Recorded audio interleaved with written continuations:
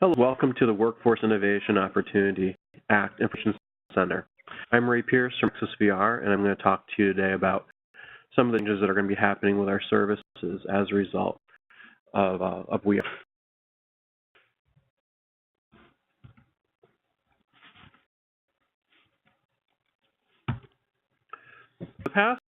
For the past few years since I've been with AccessVR, since 2015, we've been doing a lot of work to gather input about changes to WIOA and our service delivery system.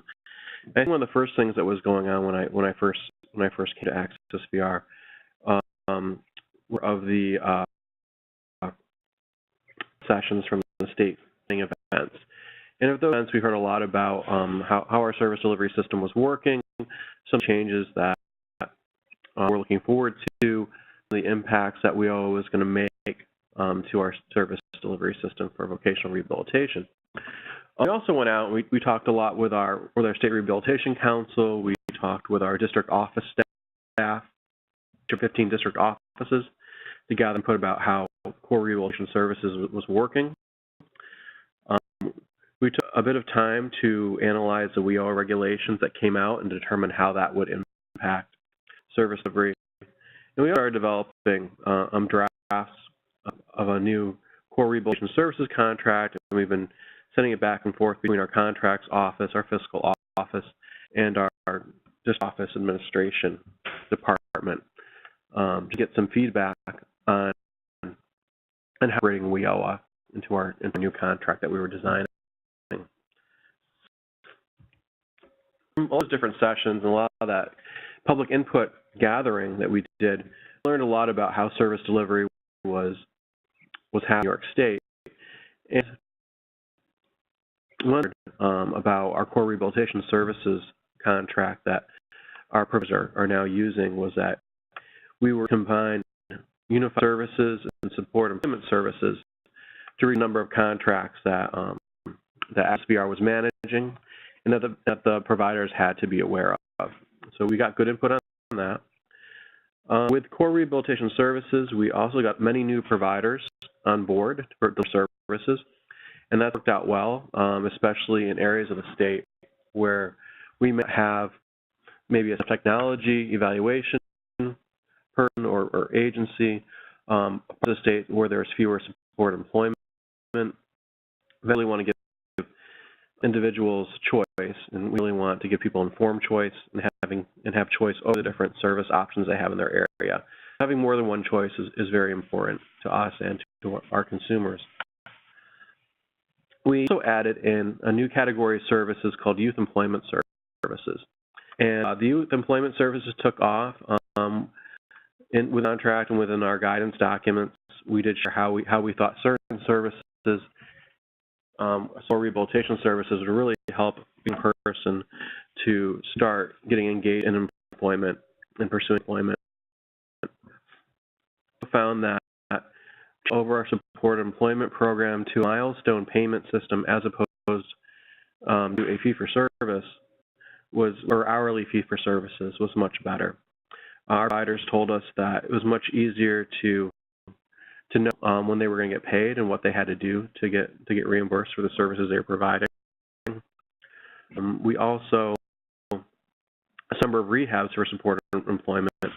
There's all of that, some other changes that were made to the program. So we got some good positive feedback from folks. And then there are other things about the way the rehabilitation service delivery system works in New York State that there were some challenges with, and some things that people really wanted to address as we implemented WIOA, as we developed the new core rehabilitation services contract. What we found with some providers is they didn't have enough contract capacity services. One of the things that happened the last time around is there an expectation for a certain amount of dollars being available in this RFP and in these series of contracts. And fortunately, the dollar got reduced at the time that the RFP was issued. So it constrained each vendor's received for services. So we saw some of that happening. Also, very challenge contract adjustment and amendment process within the last series of contracts. So each vendor received an itemized list of the different services and of units per service that they could provide along with their contract, and it was, and the feedback we got from various of SED and other parts of state agencies was that we need to hold to the units that were assigned to each contracted service, and we had a kind of various process for moving units and dollars over different services that might be more popular for a vendor or might be biased. There was also an issue with rates, and for a long period of time, I think the rates stay very, very similar over the past few years. I used to work for a D-state agency, and I was knowledgeable about the Medicaid rates in the developmental disability world, and they do provide similar employment services as well, MH, to some of the things that we provide here at Access VR. And so when I would look at our rates and I would compare with other systems, I noticed that there were some discrepancies in the amount of dollars we're reimbursing providers. So with WIOA coming down the road, with new services coming, with our expansion to serving more transition-age youth, and helping a new contract to do all of that, we wanted to increase the rates and the overall rates in the next contract. So we addressed that. Some challenges with the way in which the dollars were awarded to the vendors in our method of award. We took a closer look at the performance measures that were put together. There were some things that weren't as realistic in terms of time frames, in terms of what was tracked. So we made some changes to that. And of course, as I've been saying all along, is that we really needed to, whatever new contract vehicle we had coming out, we need to incorporate what we're required to do. WIOA doing that. For implementing our changes with WIOA into our new service delivery system, it kind of goes like this. We complete our final edit, our new core rehabilitations contract in May. We had a final review by State Education Department back in June, and decided to start doing some of these new WIOA sessions in person back in June 2017. We went to New York City and we held one in Albany, and now we're finishing this one up and doing it as a record webinar for everyone to see who didn't have the opportunity to come in person to any of the other sessions. So that's in June as well. And we had hoped that we would release the Core Rebuilding Services request for proposal back in July 2017, which is a month away. And we found that we needed some extra time, and it's looking like this month, August 2017, we'll be releasing the RFP, hoping that we will start implementing Rehabilitation Services 2.0 on July 1st, 2018. So that's the target deadline, and it looks like we are looking at the timeline for all the different pieces that have to go into this that we have, our work plan and timeline. Looks like we'll likely meet that goal. So we're aiming for. The contract ends about 6 months from that, so we'll be ending the existing Core Rehabilitation Services contracts early, and so on. So for existing vendors and any new vendors out there who want to be providing Core Rehabilitation Services, July 1st, 2018, you will need to apply to this for proposal that'll be published in August 2017.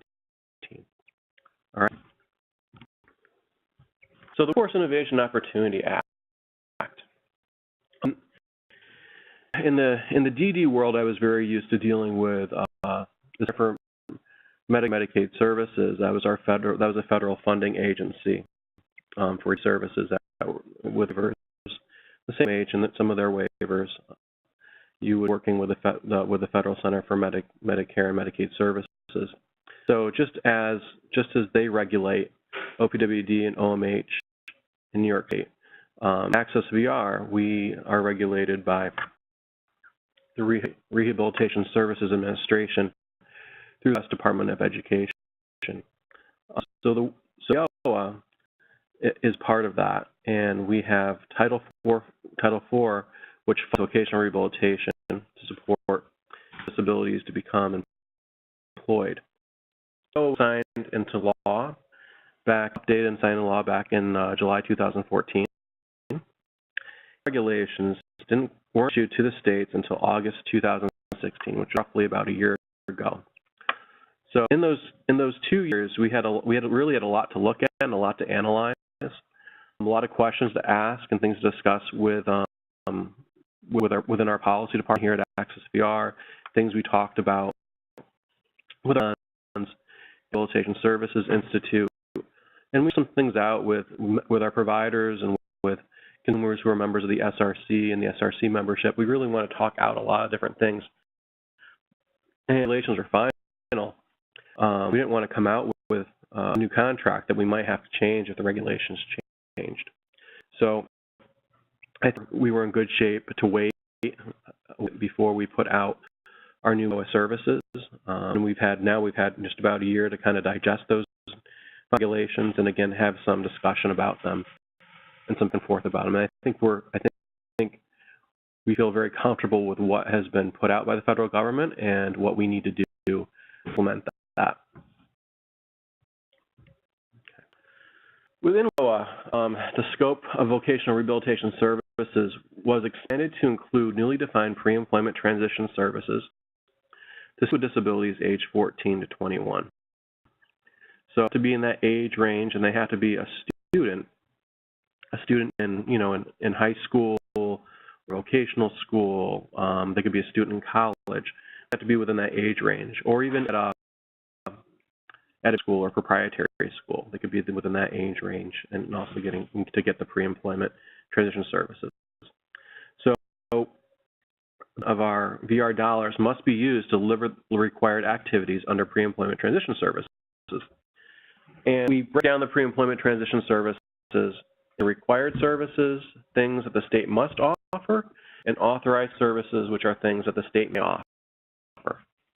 And today we're going to talk mostly about the required services. We're not going to get into authorized services. For most significant disabilities, a provision in the support employment section now allows VR to pay for time-limited extended services using federal VR funds. We'll talk more about that as we get further into the presentation as well. So we're seeing a big focus in federal policy coming down to the states on serving youth. And, for much of my career, I worked with people with disabilities in different state agencies and at provider agency, delivering services directly. And, there could often be a disconnect between students transitioning from high school and then into the world of work. A lot of things that students who are becoming adults might need to learn before they begin bringing into the work world. It's always good to have experience working a part-time job or doing something after school to skills so that you can then pursue a career or pursue higher education or post-secondary education. So I think that's why we're seeing such a big emphasis on youth.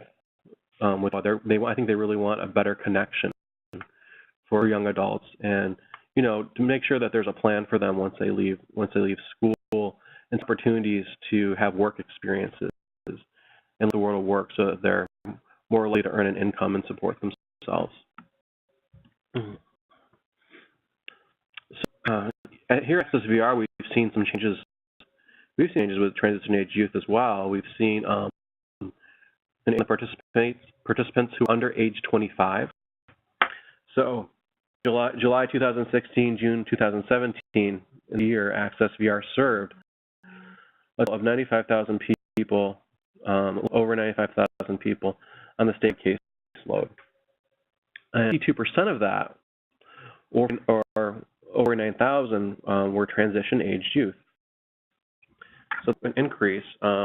Back in 2013-14, that year, we were serving 47% of our were transition-aged youth. So we saw an increase of about 5%. So growing. We are definitely seeing more people for services who are youth. And this chart shows you that transition age youth below age 25 who are applying for services at Access VR. And so the new applicants by the program year, and let's see, in 2013, we weren't serving 14,000.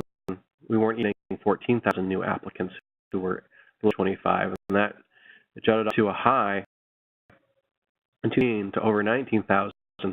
And I think we'll probably close to that when we get the final 2016 fiscal year numbers in. So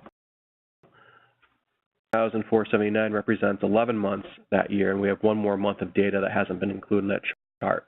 So it'll probably bring us up to, likely between 18 to 19,000 folks. Again, we're seeing a major increase in transition age youth, and we're looking to the to help us in that population. That's going to be a really big emphasis. And with next coming core rehabilitation services contract, it's going to be a bigger emphasis, and something that we're looking to the vendors to really help us with, and really help us support the population, help them find jobs, and be successful in employment. So some pre-employment transition services that are required. These are the areas that are mentioned in WIOA: job exploration counseling, work-based experiences, secondary options, workplace training, and self-advocacy, which may include peer mentoring.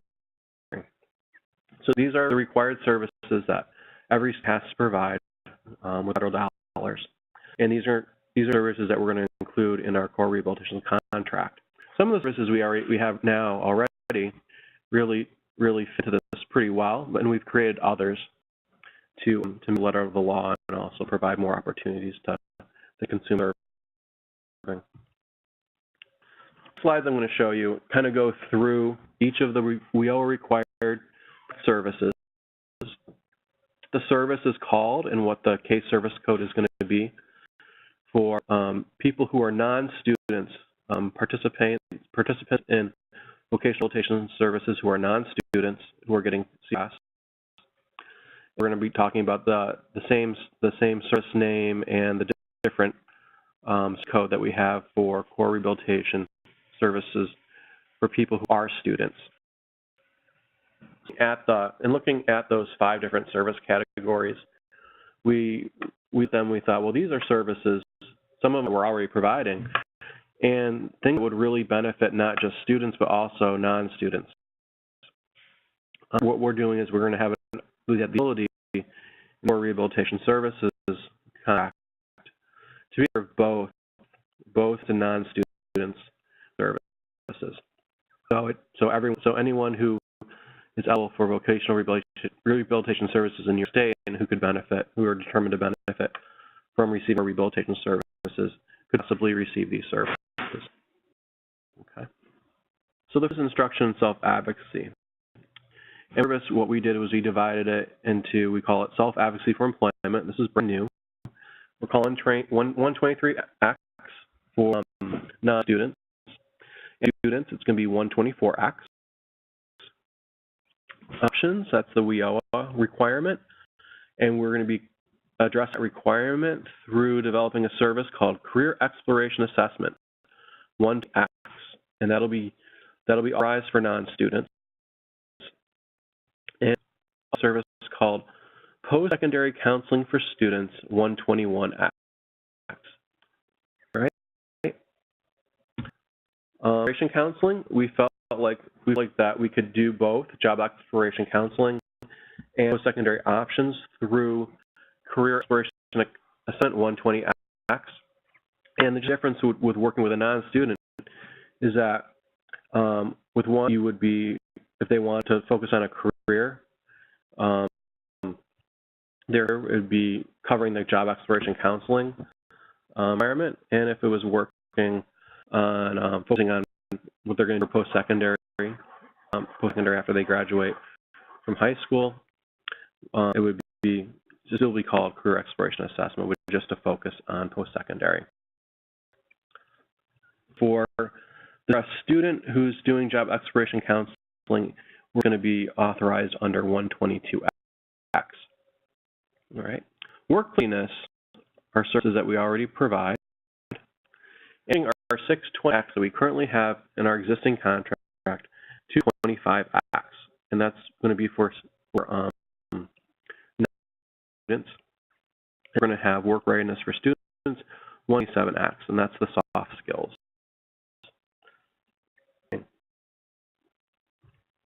The work-based learning requirement is really covered by 3 services that are already in the existing contract. We're going to keep the same codes. It's going to be work experience development, where it creates a work experience out in the field for a person with a disability. And there is the community work experience, 958X, that we currently have. Supports 959X, which would provide an hourly to a job coach helping that person. 58X, that wage for the participant in the program to receive a minimum wage and money towards payroll for the provider to provide that services. So you have the experience, you have the payment for the student, and then you have the payment for the job coach to kind of help that all come together. We do that right now, and that's what we have existing. Codes are going to be kept for the students. For students, it's services, only we're doing codes called 557X, 963X, and 964X. So there's not going to be much difference in terms of what is that you're providing to a student or to adult. Maybe the way in which you provide these services is different, but really have to have different codes for students and non-students so that we can report to the federal government how much of the services we're providing to students and how close we're getting to using % of our budget to fund services for students.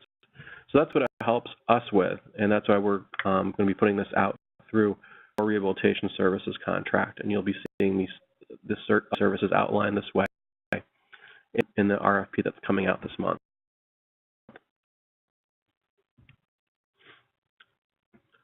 Into each of the services a little bit more in detail.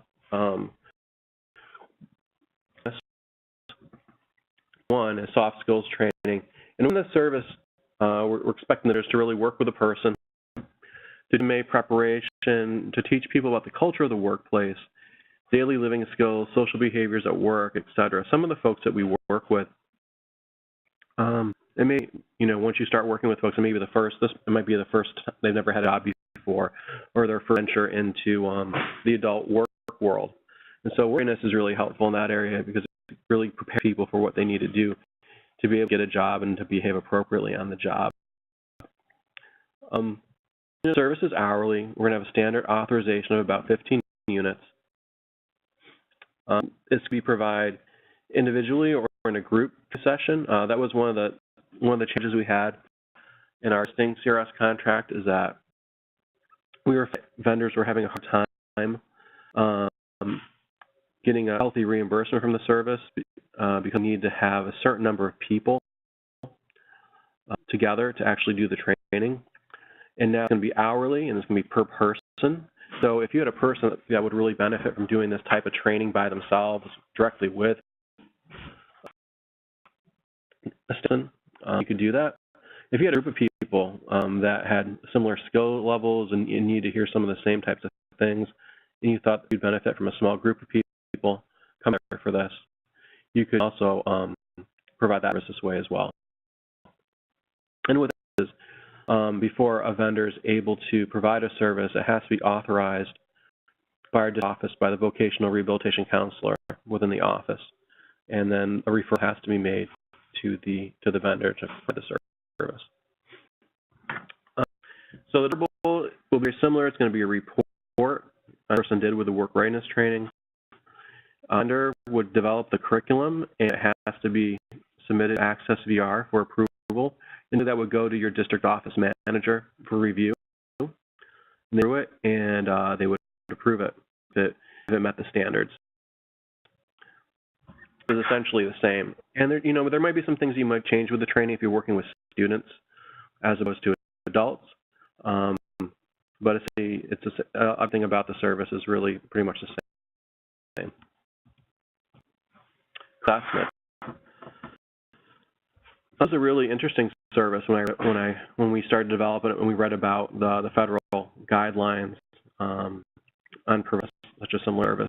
So I think there's a number of people out there who kind of really I think there's a lot of people who kind of career or go into a job without really thinking much about whether they're good for the job or whether they would like doing that job. Or people don't really do a whole lot of research on what their career is going to be. It's on their experience or the people they know in certain careers. But I often find that friends will often put more effort into just gauging what kind of car they want to purchase as opposed to what kind of career they want to be in. And I know that in my experience going through high school, there wasn't a lot of opportunity, at least in my school, to different careers. You were really focused on studying on your Regents examinations and getting your Regents diploma and studying for the SATs, that sort of thing. There wasn't much emphasis on like what jobs are like or what a person can excel at. So what we want is be able to give people an opportunity to kind of learn more about themselves and learn more about what career or what type of post-secondary education opportunities might benefit them, what they might be good at. So this is a new service. It's a very comprehensive evaluation.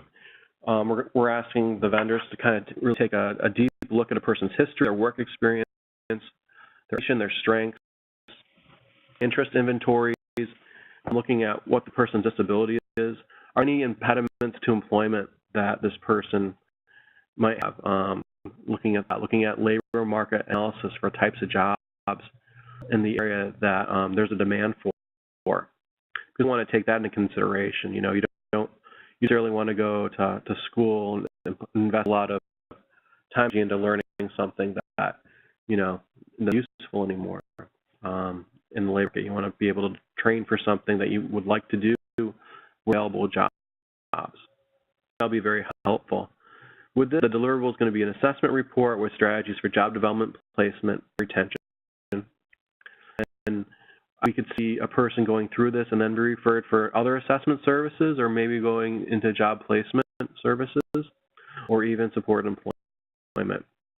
The service is hourly and up to 10 hours. And I think a lot of the vendors, too, have gone person-centered planning training. I think a lot of folks like that who've had that sort of training, that sort of skill set, do very well in providing this service. Counseling, post-secondary counseling for students. So career assessment, which we just looked at, that's going to be for, again, people who are not students. So adults, anyone that's not involved in an educational program, college, high school, proprietary schools. So if you're not involved in any of that stuff and you're an adult, or even the same age range as a student but not in school, you receiving career exploration assessment if it was determined that this service would benefit you. But if you're a student and you were looking to explore what type of career you might like to pursue, or types of post-secondary education options, we would authorize job and counseling or post-secondary counseling for students. Again, it's the career exploration counseling. Authorize job exploration counseling when the service is related to employment or career. We would authorize post-secondary counseling when the service is related to post-secondary education. And the student must be aged 14 to 21 and enrolled in high school, college, proprietary school, or other educational program. And what we're looking at doing for the students is taking into consideration that the staff needs the staffing might take place, or the service delivery might take place outside regular 9 to 5 workday. And there's also with adults, we're finding that picking up the telephone and dialing it and calling someone you don't always easily get a person to talk to on the other end. These students these days are likely to communicate via media or through text messaging, and so we want to take into consideration when we're developing the rate for these services, for the student services, you might have to get staff to work outside regular business hours. Also use savvy with social media and to be able to communicate with them better. But in the world, when people aren't talking on the phone with each other anymore like it used to be. So for employment, this is a brand new service under WIOA, and it's really about attaining the skills to prepare and engage in career development and employment. And what we're finding is that there's a number of people who are, and they're really new to employment. They're new to understanding their disability, even though they may have been in special education much of their life. There's folks that our counselors meet that kind of say, well, I don't know what my disability is, or I don't understand what my disability is, and I don't know how to disclose that when I start working, or how to talk about it. So self-advocacy for employment is really going to help people to disclosing their disability, about the Disability Act, how to ask for reasonable accommodation in the workplace, speaking up for themselves. This is going to be hourly with a maximum of 15 units. It's an group service not to exceed 5 people. And a deliverable would be a report. And there's going to have to create a curriculum that is that's approvable by Access VR for this service. Another thing I noticed, one of the things I did when I was in college was I did orientation advising school, and I would meet new high school students that were graduating and that were going to start college, and parents would come for an orientation weekend with them.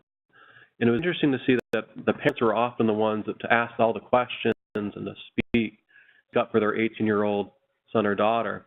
And so I think everybody certainly can benefit from learning how to advocate for themselves, especially in the employment setting. So I think that'll be a good service for the folks we're serving. For students is essentially the same service, only a student must be aged 14 to 21 and enrolled in high school, college, preparatory school, or other educational program. And as we were discussing, vendors are going to need to be savvy with social media and using technology to communicate with students. And the staffing may occur outside the normal work day. Service that's not a pre-employment transition service that's part of WIOA is employment customization. That's going to be 510X. So it's very interesting to me, and I think I've been saying this like a broken record, but when I was a job coach and when I was trained to be a job coach, I was trained to think of that's what job coaches do anyway. They customize employment for people. They help, they don't always help a person placed into where all the job duties are spelled out. That's an existing job already with the company they're going to work for. The things a coach would do when I started out is they try to work with the employer and job around a person's strengths and abilities and address a business need within that employer. So I thought that was just part of support employment. But I think what I've heard since I've been at Access VR and what I've heard in just different calls, traditional calls, is that in some places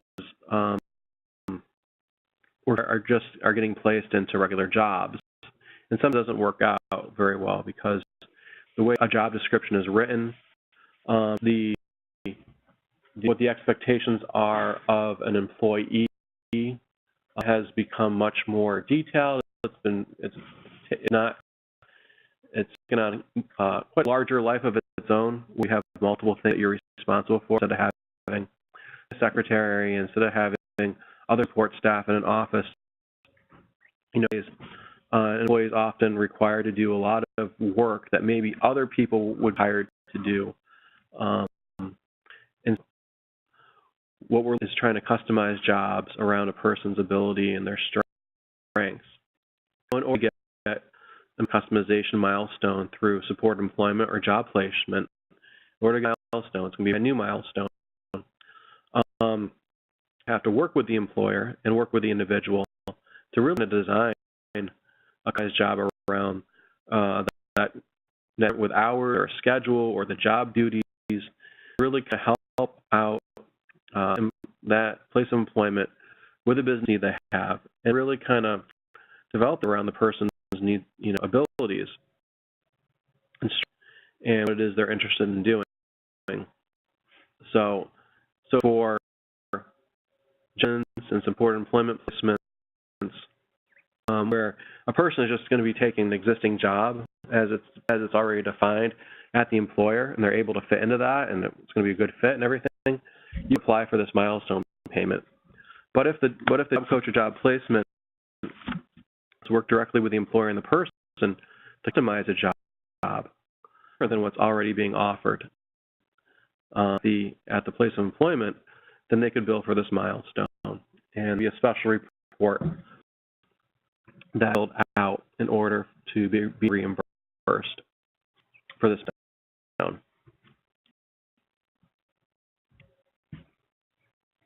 So support employment with 582X.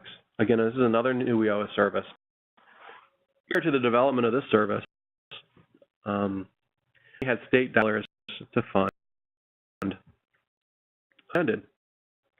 Dependent upon that, it's a kind of a finite pool of money. It was hard to extend it. Now we're able to use dollars to fund support employment extended for youth. And